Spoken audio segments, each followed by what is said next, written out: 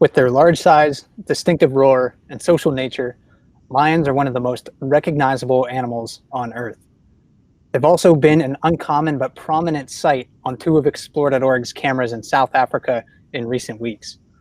This is Mike Fitz with Explore.org, the world's largest live nature cam network. Today, I'm joined by Craig Sholley, Senior Vice President of the African Wildlife Foundation, which is Africa's oldest conservation organization. Craig is here to talk about lions, their behavior, wildlife conservation in Africa, and to answer your questions. I'm excited to talk to him and learn a lot about lions and his experiences in Africa. So Craig, thank you for joining me today. Happy to be with you, Mike. And if you have questions for Craig about lions specifically or wildlife in Africa, he also has a lot of experience observing and studying mountain gorillas, then you can drop those questions in the chat window on Explore.org. So if you're watching directly on Explore.org on the live events page, go down to the bottom of the page below the camera stream, and you will be able to put your questions there. If you're watching on Facebook Live, you can also submit questions directly in the chat there, and the helpful moderators from Explore.org will send those in our direction. And towards the end of the chat, we'll do our best to try to answer those questions for you. But Craig, I'm interested in a little bit of your story at first, before we get into the nuts and bolts of lions and some of the behavior we've been witnessing on the cams recently. How did you become interested in African wildlife? Well, actually, Mike, I can't remember a time when I wasn't interested in African wildlife. It's a part of my childhood. I've always been interested in the world of conservation. I think when one thinks about wildlife globally, they're drawn to Africa because that's where the iconic mammals exist. Obviously, there's lots more there. But it's been an interest of mine since I was a child. As a result, I pursued a degree in biology. And then I plotted to get to Africa, and I was able to do that via a Peace Corps experience. I basically joined the Peace Corps in the early 1970s, focused on trying to get to Africa. Thankfully, I was posted in Zaire, now the Democratic Republic of the Congo, and that began my wildlife experiences in Africa. I had the opportunity to spend 60 nights under the stars in East Africa, and that changed my life and my perspective on what I wanted to do throughout the rest of my career. Can you tell us a little bit about the organization that you currently work for, the African Wildlife Foundation, and its mission? Sure. African Wildlife Foundation is, as you said, the oldest conservation organization focused exclusively on Africa. We were born during the independence era of most African nations, and so in 1961, AWF was born. It focused on the conservation of wildlife throughout the continent, but we do that in concert with the people of Africa. We're an African-led organization at this particular point. We use a variety of different strategies to accomplish our goals. I think in today's world, it's really, really important to have African leaders who are spokespeople for African conservation. We've got a new CEO, Kadu Zabunya, who is Ugandan. He's a very, very passionate conservation professional who's got many, many years of experience on the continent. And his voice resonates very, very strongly throughout nations on the continent. And I think that's the future of how conservation on the continent will evolve. Obviously, we've got a bunch of different strategies that we use. Conserving large landscapes is very, very important. Focusing on very specific species strategies like elephant conservation programs and rhino conservation programs, big cat conservation programs, that's certainly a part of our work. I've obviously been involved in great ape conservation for a long, long time. But we're very creative in terms of the kinds of approaches that we use. And so education and enterprise are also very important parts of the way that we do things. Engagement of people is a strong component of the way that we work. There are lots of people in Africa who live with wildlife in their backyard, and unless you involve them in a creative and positive way, you're likely not going to succeed in terms of conserving wildlife. So people, even though we are the African Wildlife Foundation, are a very, very large component of our work. And I think that's an important point as well, because the world is an increasingly crowded place. And there's really, conservation probably can't work in the future like it had in the past, where you tried to exclude people from large landscapes. That's going to become, there were a lot of mistakes associated with that, a lot of hardships imposed on people, and it's a lot harder to gain cooperation from local residents in those instances. So yeah, working with people, I think, is definitely going to be a larger and larger part of conservation going forward. Absolutely, and that applies in Africa and everywhere else in the world. Unless you have people engagement who are sensitized to the issues of wildlife and ultimately what a world would be without wildlife, I don't think you're going to be successful. And that's a very, very large part of our approach. And of course, you or I and many people across the globe don't want to live in a world without big cats, wild big cats. And lions are one of the species that you work to conserve. But maybe we should introduce, lions to the audience. I mean, most people can recognize a lion. If you saw a picture of it, I think most people would be like, yeah, that's a lion. They're one of the world's most recognizable animals, but it's often difficult to judge, their overall size if you see them on TV or if you're watching the webcams on explore.org. So could you give us, an estimate of the size of maybe a full-grown male lion and a female lion? Absolutely. Lions are a big cat. They're the largest of the African cats, needless to say. And so there is a distinction between a male and a female. They are a dimorphic animal. And so a big female may weigh 250 to 300 pounds. A big male, on the other hand, is much, much larger, could weigh as much as 550 pounds. And so a big size differentiation as far as males and females are concerned. A big male can probably stand 4 foot high at the top of his head. So an extremely large and very, very powerful animal. That's kind of incredible. That's the size of many grizzly bears that you'd have roaming across parts of the Western United States and in Canada. So that's a big cat. So that is quite amazing. What about their preferred habitat?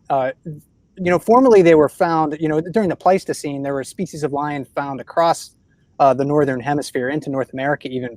But right now they're largely restricted to Africa, even though there is one population that's critically endangered in Asia, in Western India, actually.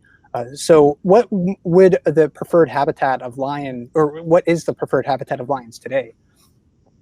Well, they're actually pretty diverse in terms of their habitat adaptations. I think the majority of people think about lions as a savanna-oriented cat.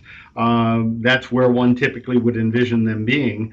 But you find them in woodland situations, heavy bush situations. There's a very, very cool population of lions in Namibia, and it's a desert-adapted lion. And so they're diverse in terms of the habitats that they use, and that ultimately affects their hunting adaptations also. And one thing that maybe isn't as diverse as their habitat is their diet. I mean, they're often described as hypercarnivores, meaning they won't eat really anything but animals. But I don't think this means they catch all types of prey. So what might be their preferred prey size and preferred types of prey if they have them? Actually, I think that's a bit of a misnomer too, Mike. Okay. Lions are pretty diverse in terms of what they'll eat. They're opportunists. One thinks about them hunting big mammals, but gosh, we've got footage, and I've seen lions eating tortoises and porcupines. Obviously, they eat and prey upon a diverse set of antelope species throughout the continent. They'll also prey on giraffes and elephants in certain areas of Africa. So pretty diverse in terms of what they might eat. And they will often scavenge and steal food too, correct? Absolutely. I think for a very, very long time, lions were seen as skilled hunters, and hyenas, for example, they were very, very misrepresented. The myth was that hyenas would come in to a lion kill and attempt to steal portions of the kill. And once we began studying animals at night, we found out very, very specifically that on many occasions it was the hyena population that was the successful hunter, and lions in the early morning would come in and steal the kills. And so there's this constant battle between lions and hyenas. Hyenas have always been misrepresented in that relationship. So lions will certainly scavenge if they have the opportunity to. Yeah, opportunity I think is an important thing to consider when you're thinking about large, really any species of animal across the world, but especially carnivores. They're going to take the opportunity to catch and eat what they can. If it's easy, they're going to do it. Of course, if they don't really want to work any harder than they have to. I've seen that with brown bears in Alaska, certainly. So if there's an opportunity to make a living in another way that doesn't involve chasing down prey, and it's easier than chasing down prey, then they're certainly going to do that. Yeah, hunting is dangerous, needless to say, and the whole idea of lions being skilled hunters, that's absolutely true, but it's a very, very dangerous job. Again, when you're going up against a zebra or a wildebeest or an eland, a buffalo, those animals, they've got adaptations that prevent certain critters like lions from successfully hunting them. And lions can be damaged pretty badly during a hunt. And one thing that is unique for lions compared to other wild cats is that they live in prides. What constitutes a pride? How would you define a pride? Boy, that's tough because a pride can be as little as 2 or 3 cats. I've seen prides out in the savannah that number almost 40 animals. Wow. And Okay. so a real range in that particular regard. And that ultimately affects how a group of cats will hunt. If you're talking about 1 or 2 lionesses, they're probably not going to focus on a giraffe or an elephant. On the other hand, if you've got a cooperative pride and you've got many, many cats who are a part of the hunt, that increases the opportunities and probably enhances the ability for the cats to be successful if they are hunting larger animals. And you said that this is a question that just came up. And if you do have questions for Craig about lions or African wildlife, please drop those in the chats if you're watching on explore.org or on Facebook Live, and we'll do our best to try to get those questions to Craig for him to answer towards the end of the chat. But yeah, to kind of follow up on what you were saying, someone was wondering, do prides vary in size? So they can be quite small, as you said, maybe just a few cats, but they can be dozens of cats strong. There's probably not a common size to a lion pride, though. You can't just say usually it's typically 10 lions or something like that. It can vary tremendously. Mike, a lot will depend upon geography and habitat. And so Okay. If you're talking about those desert adapted lions in Namibia, you're talking about relatively small prides because prey is not readily available. Or if it is available, it's a different kind of prey. On the other hand, in the Masai Mara or the Serengeti in East Africa, when you've got abundant food, large herds of antelope, then a pride could easily be 25 plus. When you're talking about average prize size throughout the continent, I'd say probably 6 to 8 is average. And then what is life like within a lion pride? Is it mostly cooperative, or is it prone to conflict? Correct me if I'm wrong, but I've read there's not necessarily like a hierarchy within the lion pride, except for with the resident males. But what is their overall life within the pride like, and how do they get along with one another when they're living within it? Well, the pride on a day-to-day basis is largely the relationships between adult females and their cubs, and Okay. so a pride is largely made up of a number of related females, sisters and sisters, mothers and daughters. Ultimately, after a period of time, males will be pushed to the periphery and they become lone males. And those big males are territorial. They'll defend the females and the cubs against other lions and other predators within the geography. But the pride, when you see it out on the savannah on a day-to-day basis, is largely that makeup of adult-related females and their cubs, which basically range in age from very, very small cubs, kittens, to cubs that are 3.5 to 4 years old. Males certainly will come in to the pride on a regular basis to take advantage of the hunts of the females.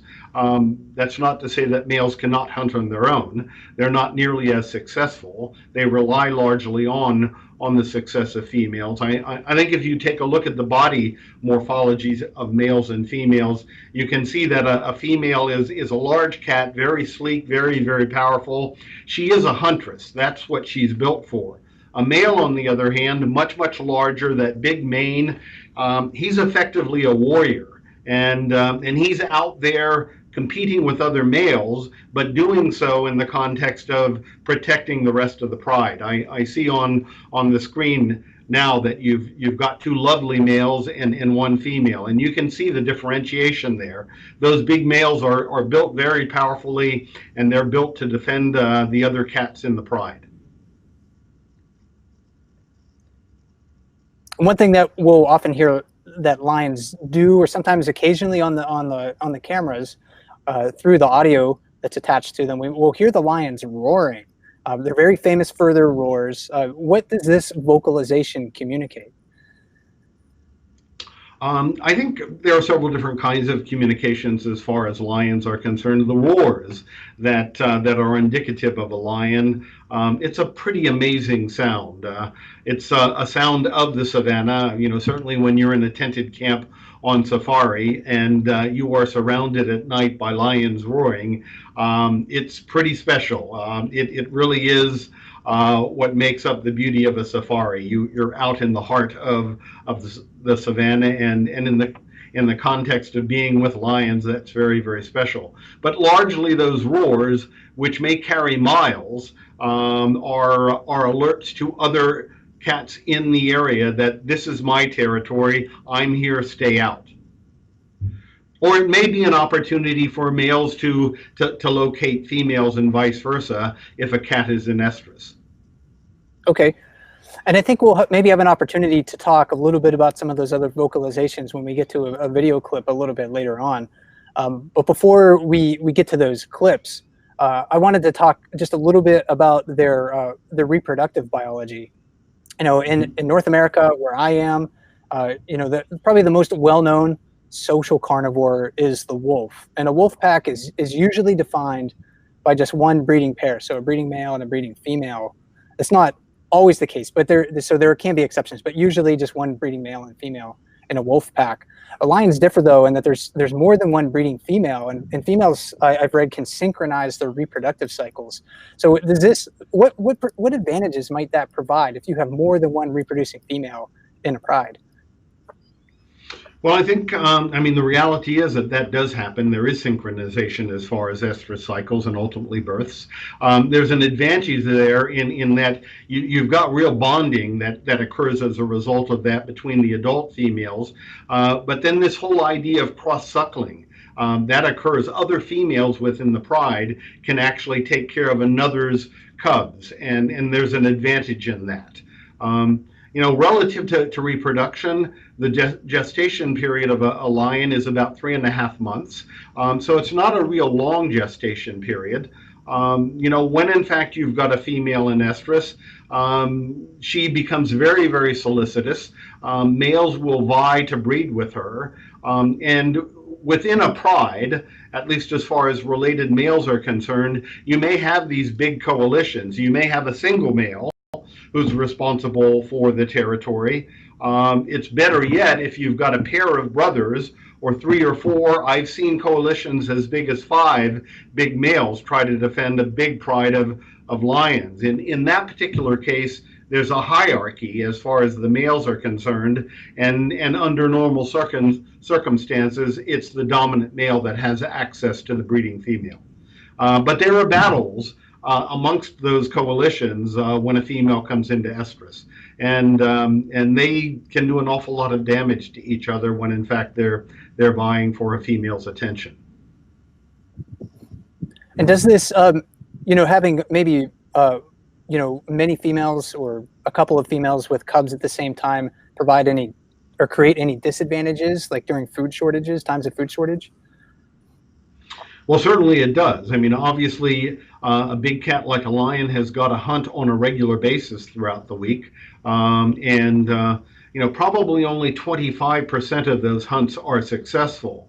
And so the more mouths that you've got to feed, the bigger problem you've got. You've got to basically be successful as hunts are concerned. And certainly as far as lion behavior is concerned, the adults eat first. They have to in order to be able to take care of the rest of the pride. And then down the food chain, you've got the larger cubs and ultimately the small cubs who get access to the meat if they're not suckling. And we've seen lions a few times recently on the webcams, as I've mentioned during the chat today. So perhaps we can take a look at a couple of clips and get your perspective on the lion's behavior. The first clip I think that we'll try to jump to is of a lion kind of walking through the savannah. So this was from the Naledi Cat-EYE cam. So this is an eye level cam. We're seeing a single lion here, and I'm very curious, Craig, to know, how common is it for a lion to travel and hunt alone? It's not at all uncommon.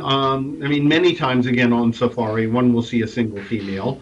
Many times that connotes that she's actually in estrus, and she may be out looking for a male to breed her. That's one possibility. The other possibility is that this cat might have very, very young cubs. As a result, she's got them stashed somewhere, hidden somewhere away from the pride. And so she's divorced herself from the pride to take care of the young cats, at least for a period of time. 2 months down the line, this particular lioness, if she does have cubs, will rejoin the pride with her cubs. But at a very, very young age, the young cubs are not able to follow the pride on a day-to-day basis. So those are two possibilities. And it was hard to hear in that clip, but the lion was also vocalizing a few times. So it wasn't like a full-on bellow of a roar, but we could hear it vocalizing. So what might those tell us about her proximity to other lions, or what she might be trying to communicate? Okay, well that helped me a lot. Actually, I didn't hear the vocalizations, but I would bet that they are contact calls, and so she's probably trying to locate cubs that are somewhere stashed in the bush, or she's trying to locate another lioness who is one of her close friends. Okay, so if we hear that in the future, that sort of short burst of a vocalization, that's more of a contact call than anything else. Absolutely, I would think that's what it was. And another clip that I want to get to before we maybe talk about some of the conservation of lions and conservation of animals in Africa at large is a video of a pride of lions interacting with an elephant. And this is kind of an extended clip. We're probably not going to have time to watch the whole thing, but it's quite fascinating to see the lions interacting with one or more elephants. We know that elephants are big animals. They're powerful animals. They can easily injure lions. They're not an easy prey, of course. So how might you interpret, the pride's behavior? Do you think the pride was just testing the elephant for weakness, or were they more curious about the elephant than anything else, or perhaps both? Yeah, just looking at this clip, I don't think these lions are real serious about hunting this elephant. Although I did mention that there are prides, especially in northern Botswana in southern Africa, that regularly prey on elephants. They're very, very specialized in terms of that behavior. These are probably young cats who are a bit aspirational in terms of what they'd like to achieve, but I don't think they're being very serious about it at this particular point. On the other hand, you have these specialized prides that are quite good at bringing down elephants, and that's quite a sight to see. It's certainly not what one would expect. Well, fascinating. Yeah, I mean, that's one of the beauties of watching the wildlife on explore.org is we can see a wide variety of their behaviors. But of course, a lot of the animals that we see on the Africa cams are threatened in the wild, or their numbers have been decreasing over recent decades. So maybe we can talk a little bit about their conservation before we get to some viewer questions. How many lions are estimated to live in the wild today, and how has their population trended over the last few decades? Well, it's really important to talk about the conservation status of lions. If you go back 50 years, the lion population throughout the continent was probably in excess of 200,000, located in different geographies throughout the continent.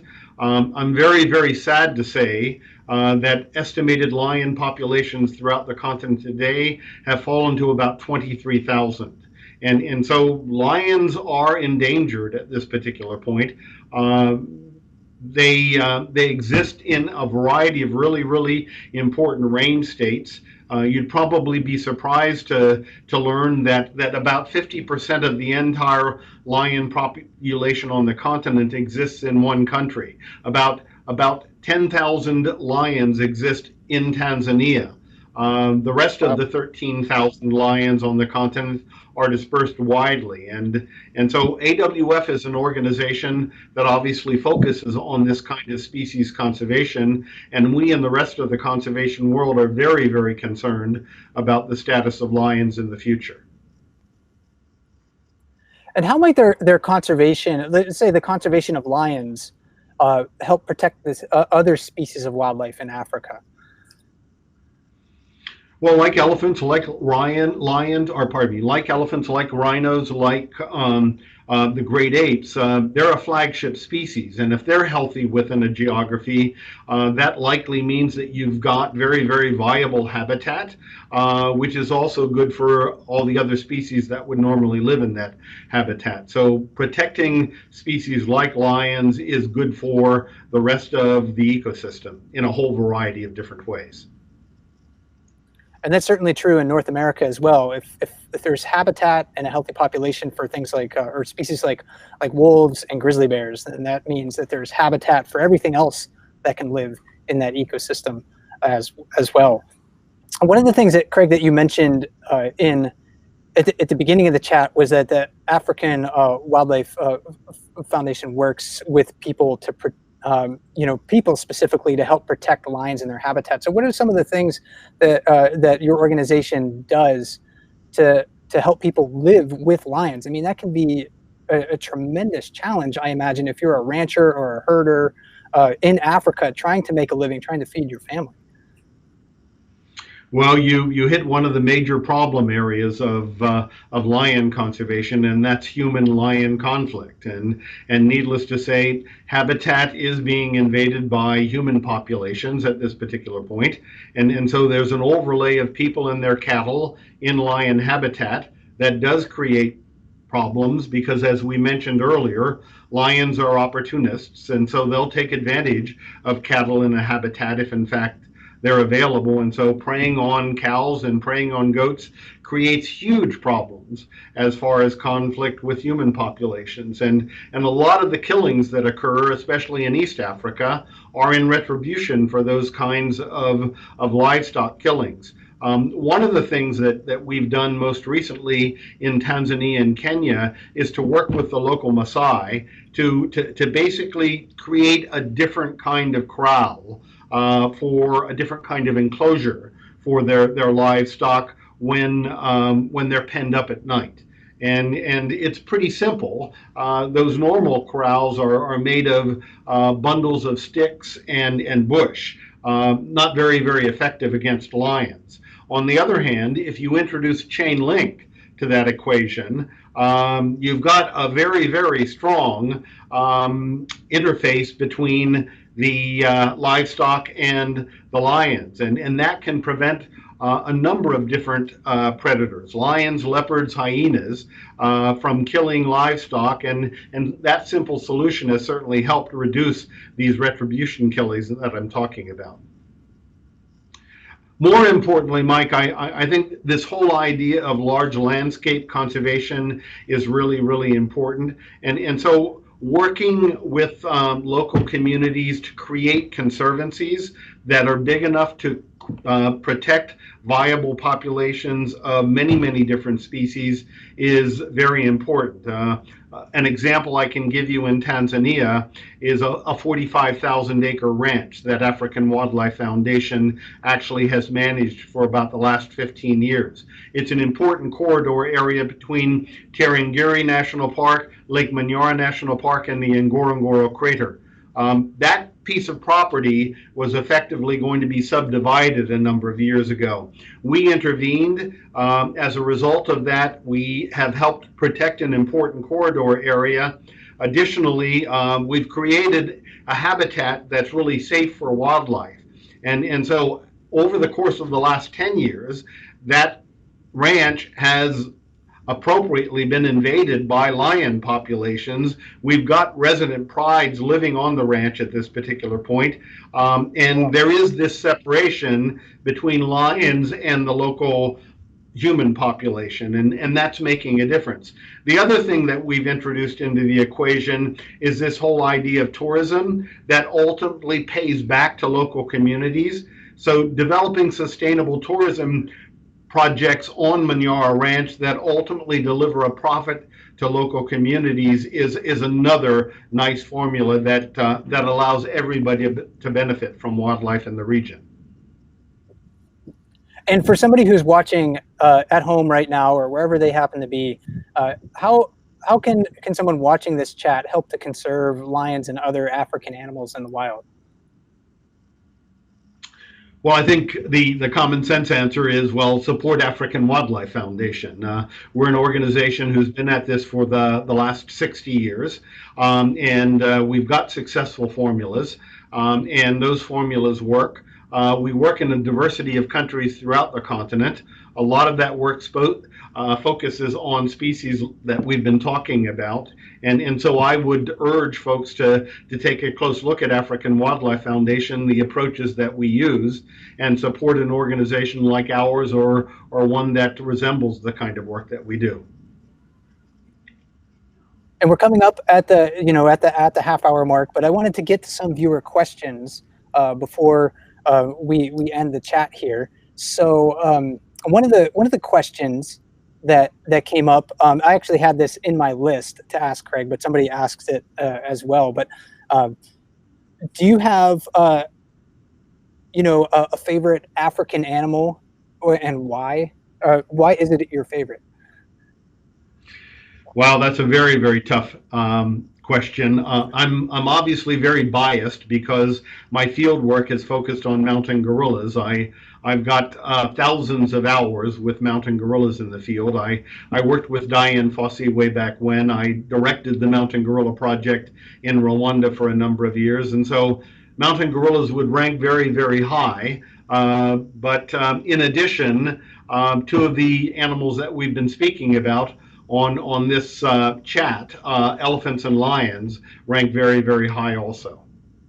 And I think that's because of their social nature. All of the animals that I've just talked about, gorillas, elephants, and lions, they live in a social situation, and being out in the wild, watching those social interactions, seeing the similarities between what they do and what a human population would do, I think it bonds you to those animals in a manner that is very strong. And as a follow-up to that question, do you have a favorite place in Africa? That's probably I'll answer that. I'm asked that question an awful lot also, and I'll limit it to three different places. Okay. I think there's East Africa and that Masai Mara Serengeti ecosystem, the home of the Great Migration. It's pretty phenomenal. There's nothing like it anywhere else in the world. I then go to Southern Africa and the Okavango Delta, another very, very vast landscape, diverse in terms of the kind of habitat that exists there, and also in terms of the creatures that exist within the delta. And then, of course, it would be the montane forests of Rwanda and Uganda, very different than the savanna and or the delta situation. Those high altitude forests are just absolutely lovely, and they're home to mountain gorillas. And so, what's not to like about that? A lot of the other questions that we have do focus kind of on the reproductive biology of lions again. One thing that we didn't necessarily cover is who, maybe we covered it a little bit, but maybe we could get more specific about it. Who decides, in the pride, who gets to mate? Is it female choice, or is it based on male choice? I think it's a combination. I mean, obviously, females have a choice in it. They're very, very solicitous when they are in estrus, and so they're ready to make themselves available to any big cat with whom they might breed. But then there's that dominance hierarchy that I referred to amongst the males, and they will battle with each other. And a top-ranking male typically would have access to a female. As mentioned before, when a female is in estrus, she'll separate herself from the pride. You've got these male-female couples who basically strike out on their own for a 2 or 3 day period while the female is in estrus, and they focus very, very much on breeding during that period of time. Amazingly, a male may breed a female as many as 65 to 70 times throughout a day over that period. And so they're very, very intent in terms of creating cubs. And what about, do they have any behaviors to avoid inbreeding, for instance? Like, will a male lion mate with his offspring, or are they able to avoid that socially? Again, I think there are a couple of different things that occur within a pride. You've got young males who, after a period of time, they're pushed to the periphery. One has to remember that within the territory of that pride, there's probably a higher ranking male, and so the youngsters are going to be pushed out of that area. They're going to have to find an area on their own. They really become travelers in large geographies over time until they're big enough and powerful enough to basically establish their own reign. And I think that's a bit of avoidance in terms of related males breeding with related females. And one other question along those lines about their reproductive biology is, what would happen to a pride, specifically if there's only like one male in the vicinity, if that male happens to die? Are there always like other males on the periphery, for instance, that maybe can move in and fill that niche? Over time, there will be, absolutely, and there are lots of males in the area who are looking for an opportunity to reproduce with females. One behavior that we haven't spoken about relative to lions is that if you lose a dominant male and you no longer have the ability for that male to defend his pride, his genes within the pride, then normal behavior is for a new male to come in, and depending upon the age of the cubs, he will commit infanticide. He'll get rid of those cubs that have somebody else's genes and try to reproduce as quickly as possible with the females, so that ultimately they're carrying his cubs and his genes. And that's a very, very common behavior in lions, and obviously puts cubs at risk. And that's not a behavior that is limited to lions either. Bears are famous for it, and it's actually fairly widespread among mammals. I was reading a study this winter, and I can't remember how many taxon that that the scientists were able to determine committed infanticide, but it's a lot. Even like bats, it's been recorded in horses.